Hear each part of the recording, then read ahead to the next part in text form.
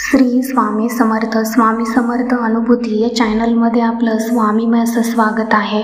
जर चॅनलला सबस्क्राईब केलं नसेल तर लगेच सबस्क्राईब करा की जेणेकरून येणाऱ्या नवीन व्हिडिओची नोटिफिकेशन तुम्हाला सर्वात पहिले मिळतील. आजचा अनुभव हा अतिशय सुंदर आणि तुमच्या अंगावर काटे आल्याशिवाय राहणार नाही असा हा अनुभव आहे. नांदेडच्या ताईंचा हा अनुभव आहे.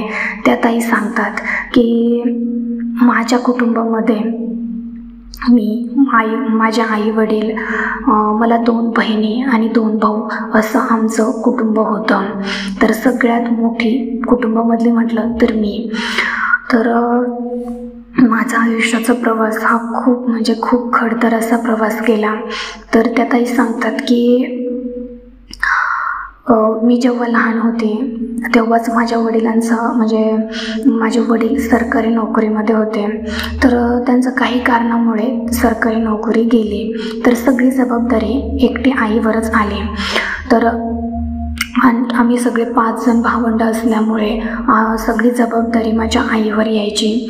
तर मला असं कधी कधी वाटायचं की सगळा भार माझ्या आईवर येण्यापेक्षा मी काहीतरी करायला पाहिजे. म्हणजे माझ्या मनामध्ये सतत धडपड राहायची की मी काहीतरी आईला मदत करावी, आर्थिक अडचण दूर व्हावी, असं काहीतरी करावं. असं करता करता ताईंची 12वी झाली आणि 12वी झाल्याच्या नंतर ताईंना वाटलं की आता आपण कमवण्यासारखे लायक कमवण्या इतपत झालेलो आहोत, आपण काहीतरी करायला पाहिजे. तर तेव्हा त्यांनी 12वी झाल्याच्या नंतर त्यांना सुट्टी लागली. सुट्टीमध्ये त्यांनी MSCITचा क्लास, टायपिंगचा क्लास, असे वेगवेगळे प्रकारचे त्यांनी कम्प्युटर्सचे क्लास लावले आणि त्यांनी कम्प्युटरचं नॉलेज घेतलं. त्याच्यानंतर त्यांनी ठरवलं की आपल्याला थोडंफार कम्प्युटर चालवायला येतं आहे, तर आपण जॉबसाठी ट्राय करावं. तर त्यांनी ट्राय केलं तर त्यांना बॅक ऑफिसचं काम मिळालं. तर त्या ग्रॅज्युएशन करता करता त्यांनी बॅक ऑफिसचं काम करायला लागल्या. तर ज्या ऑफिसमध्ये त्या होत्या त्यांच्यासमोरच स्वामींचा फोटो होता. तर स्वामींचा फोटो आणि त्याच्याखाली लिहिलेलं होतं की भिवू नकोस, मी तुझ्या पाठीशी आहे. तर त्या ताई रोज ऑफिसला गेल्यावर पाहायच्या की स्वामींचा फोटो पाहायच्या आणि स्वामींच्या खालचं जे काही वचन आहे, भिवू नकोस मी तुझ्या पाठीशी आहे, ते रोज वाचायच्या. पण ताईंना त्या गोष्टीचा अर्थ कळत नव्हता की भिवू नकोस म्हणजे काय, की आपण कसलंच घाबरायचं नाही आणि स्वामी आपल्या पाठीशी आहेत का, असं त्या ताईंना वाटायचं. कारण त्या ताईंना स्वामी कोण आहेत, काय आहेत, काहीच माहिती नव्हतं.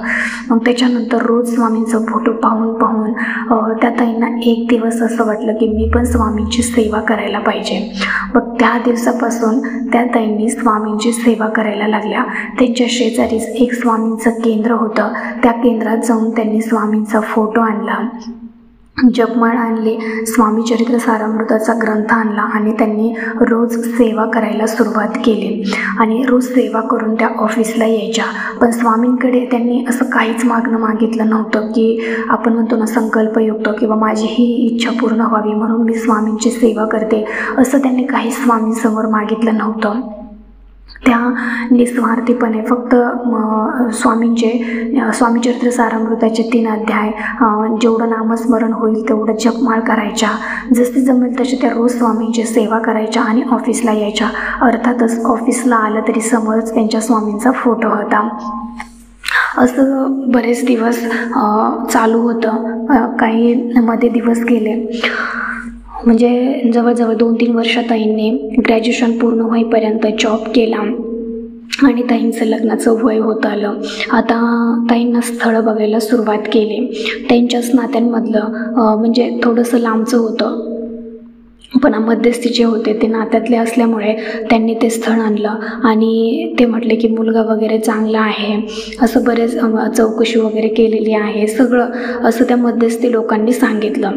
आणि ते आपण असा विचार करतो ना की जर मध्यस्थी लोक आपल्या नात्यातले आहेत, विश्वासू आहे, तर आपण त्यांना जास्त प्रश्न करत नाही की बाबा नाही मला तिथे जाऊन त्या मुलाबरोबर बोलायचं आहे, चौकशी करायची आहे. म्हणजे असं आपण मध्यस्थी लोकांवरच विश्वास ठेवतो आणि त्या ताईंचंही तसंच झालं. झालं. ताईंनी पूर्ण स्वामींवरती सोडून दिलेलं होतं की आता मी तर स्वामींची सेवा करते, म्हणजे आपला येणारा दिवस प्रत्येक चांगलाच असेल आणि जो काही निर्णय आहे, जे माझ्यासाठी चांगला आहे, योग्य आहे, तेच स्वामी करतील असं म्हणून त्या ताईंनी त्यांना होकार देऊन टाकला. कसलाही विचार केला नाही, चौकशी केली नाही, काहीच नाही आणि त्यांनी होकार देऊन टाकला. काही दिवसामध्येच त्या ताईंचं लग्न झालं आणि लग्न झाल्याच्या नंतर ताईंना असं काहीतरी डोंगर कोसळल्यागत, इतकं दुःखाचा डोंगर कोसळला ताईंवरती की 2 दिवसात ताईंना समजलं की त्यांचा नवरा नपुसकलिंग आहे म्हणून. ताई सांगतात की आज पण मला हा अनुभव सांगताना किंवा ही गोष्ट सांगताना खूप लाज वाटत आहे, पण काय करू, माझ्यासोबत असं हे सत्य घडलेलं आहे तर मी सांगण्यात का लाज वाटून देऊ, कारण या गोष्टीतून, या संकटातून स्वामींनी मला वाचवलेलं आहे. तर हीच गोष्ट आज जो माझा अनुभव ऐकतोय म्हणजे त्यांच्या बाबतीत हे घडू नये म्हणूनही मी लाज न बाळगता ही गोष्ट तुम्हाला सांगते. खरंच 2 दिवसामध्ये मला असं समजलं की जो मुलगा मला पाहिलेला होता, ज्याच्यासोबत माझं लग्न झालं होतं, तो नपुसकलिंग होता.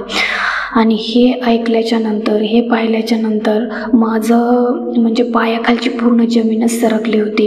काय करावं काहीच कळत नव्हतं. मी स्वामींपुढे जाऊन इतकी रडले की अक्षरशः स्वामींना म्हणायचे की स्वामी, आज मी जवळजवळ 5 ते 6 वर्ष झालं तुमची मी स्वामी सेवा करते. ह्या स्वामी सेवेचं फळ तुम्ही मला असं दिलं का केलं असं तुम्ही? मी काय वाईट केलं कोणाचं की तुम्ही माझ्यासोबत असं इतकं वाईट केलं, माझं आयुष्य एका क्षणामध्ये बर्बाद केलं का? मला कारण समजू द्या. मी कधी कोणाचं वाईट केलेलं नाही, कधी कोणाचं वाईट चिंतलेलं नाही आहे आणि माझ्याच बाबतीतमध्ये तुम्ही असं का केलं? एवढ्या दिवस मी तुमची सेवा केली आणि त्याचंच हे फळ दिलं का मला?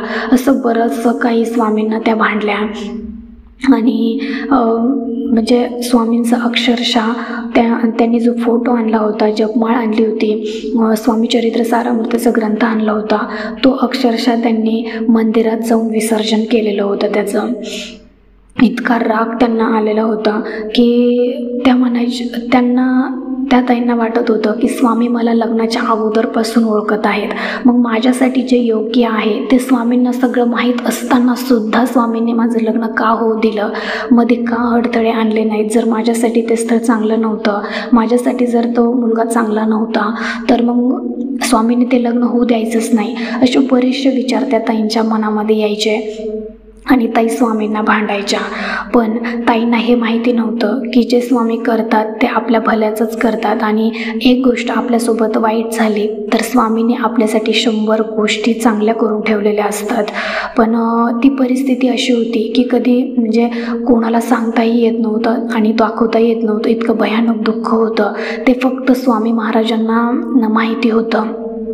आणि जर कोणाला सांगावं तर लाज वाटण्यासारखी गोष्ट होते.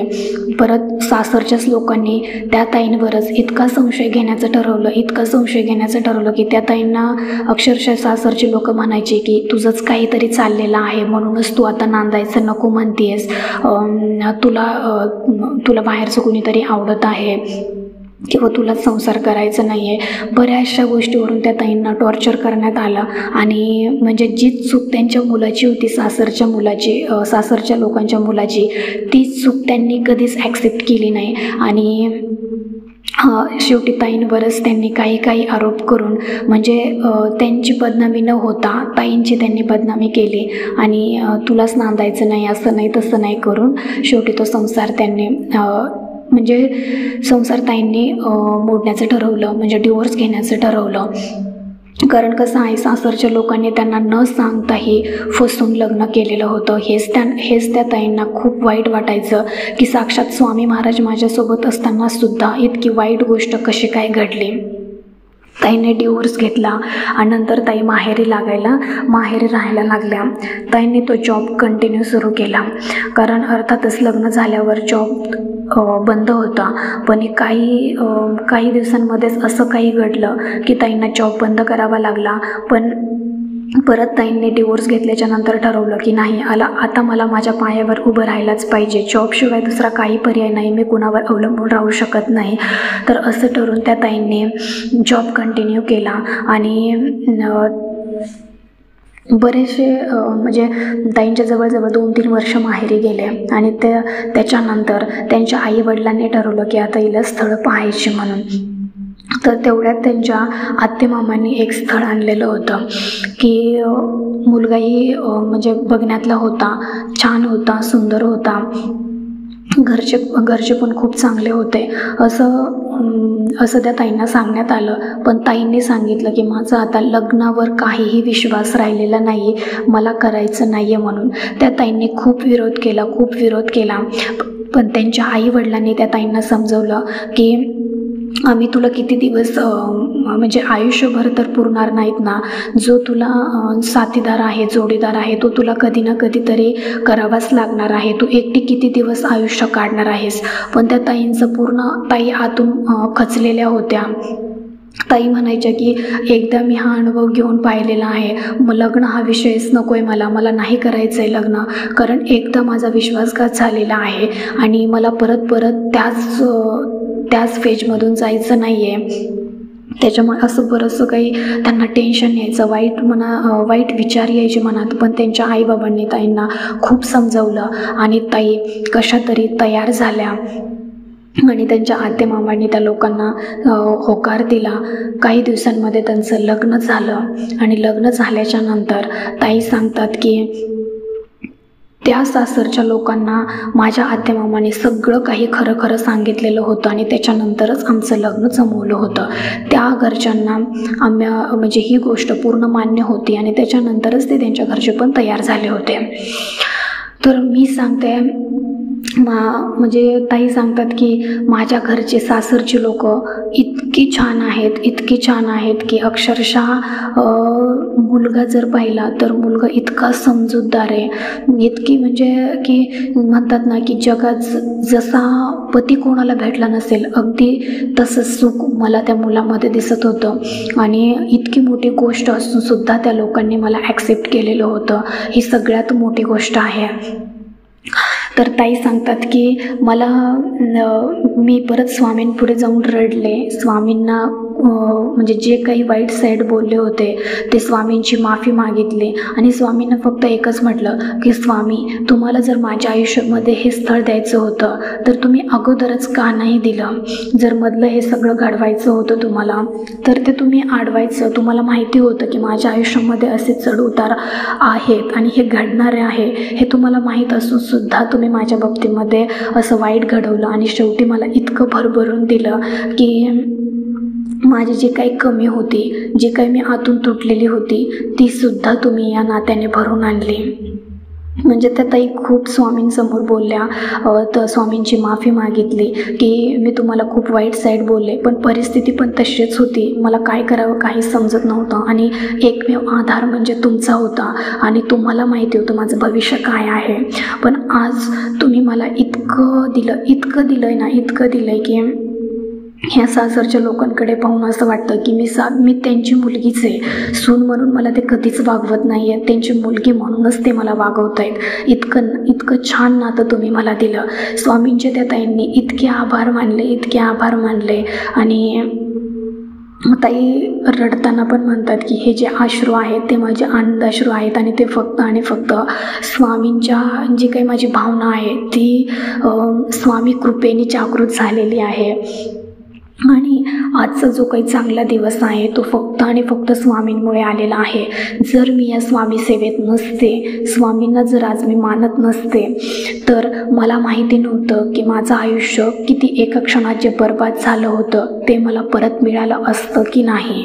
पण मी स्वामी सेवेत असल्यामुळे, स्वामींची थोडीफार का होईना सेवा करत असल्यामुळे स्वामीने आज माझ्या आयुष्यामध्ये इतका मोठा आशेचा किरण दिला की माझं आयुष्य पूर्ण जे एका क्षणात बर्बाद झालं होतं ते पूर्ण मला परत पहिल्यासारखं करून दिलं आणि माझ्या आई वडिलांसारखे मला सासू सासरे दिले, भावासारखं मला नवरा दिला.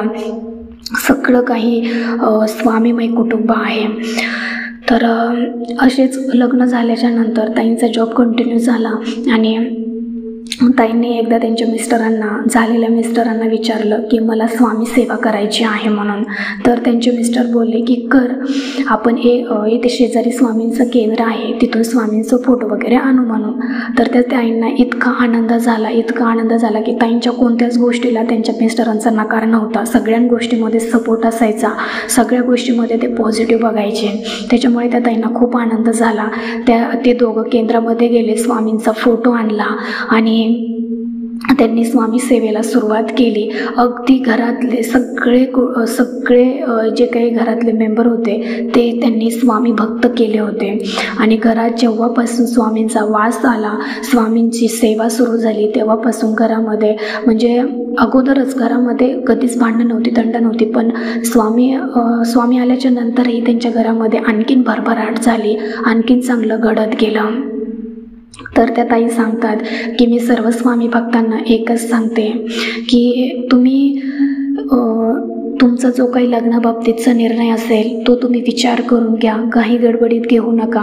पण जो काही स्वामींवरचा विश्वास आहे तो कधीच डगमगू देऊ नका.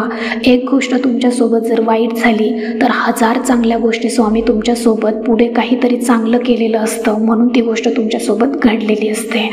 त्यामुळे वाईट गोष्ट जर घडली तर स्वामींवरचा विश्वास कमी होऊ देऊ नका, स्वामींवरचा विश्वास डगमगू देऊ नका. स्वामींवर विश्वास ठेवा, स्वामींची सेवा करा. सर्वांना मी श्री स्वामी समर्थ म्हणते. तर बघा, ह्या ताईंचा अनुभव खरंच अंगावर काटे आणण्यासारखा अनुभव होता. ह्या ताईंनी स्वामींवरचा विश्वास कधीच कमी होऊ दिला नाही. ताईंसोबत इतकं म्हणजे चढउतार आले, आयुष्यात खूप काही गोष्टी बघितल्या आणि तरी पण त्यांनी स्वामींवरचा विश्वास कमी होऊ दिला नाही. तर ह्या ताईंचा अनुभव तुम्हाला कसा वाटला मला कमेंटमध्ये नक्की कमेंट करून सांगा. आणि हो, जर तुमचेही असेच काही स्वामी अनुभव असतील ना तर मी तुम्हाला नंबर दिलेला आहे, त्या नंबरवरती तुम्ही मला शेअर करा. आणि जर तुम्ही व्हॉट्सअप नाही केला तर तुम्ही तुमचं रेकॉर्डिंग करून पण तुम्ही मला अनुभव पाठवू शकता. जर आवडलं असेल तर लाईक, शेअर आणि सबस्क्राईब करा. भेटूया अशाच एका नवीन व्हिडिओसोबत. तोपर्यंत सर्वांना श्री स्वामी समर्थ.